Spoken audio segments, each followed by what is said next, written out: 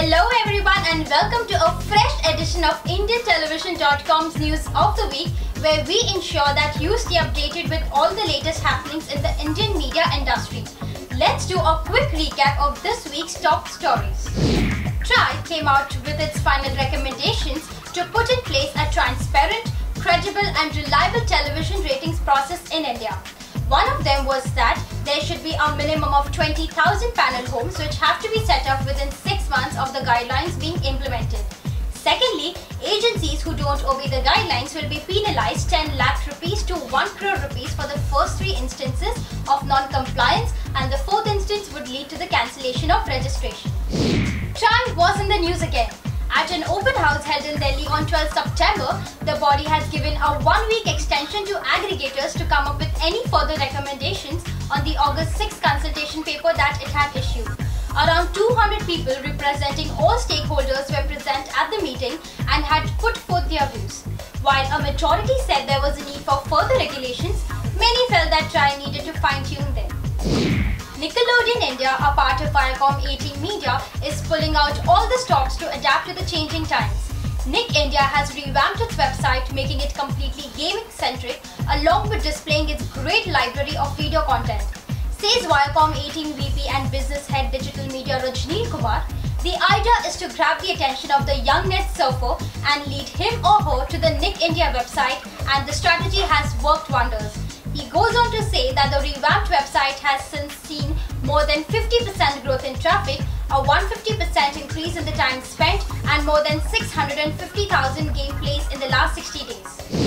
Now, let's take a glance at some of the other top stories.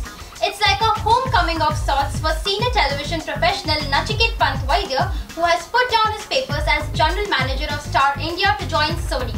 He'll be taking charge as the business head of MSM Motion Pictures, which is a division of MSM. Viewers of HBO Asia have a reason to smile.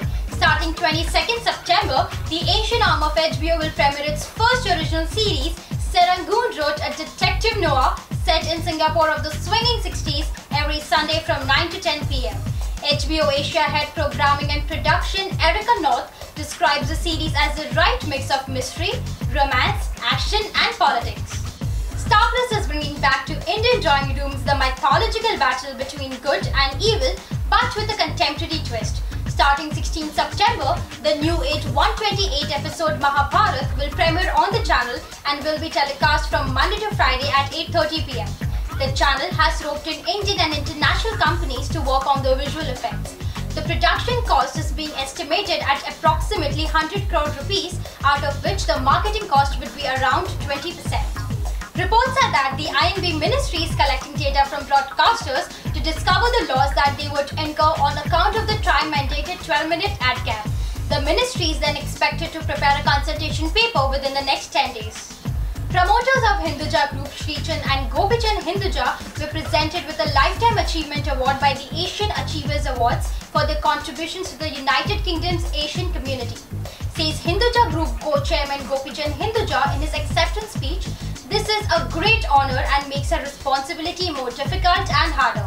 Our dharma and duty is to serve the Asian community in Britain as best as we can." That's all for this week. For the latest happenings and insights into the media industry, log on to www.indiantelevision.com. Till then, stay tuned and have a wonderful week ahead. Goodbye.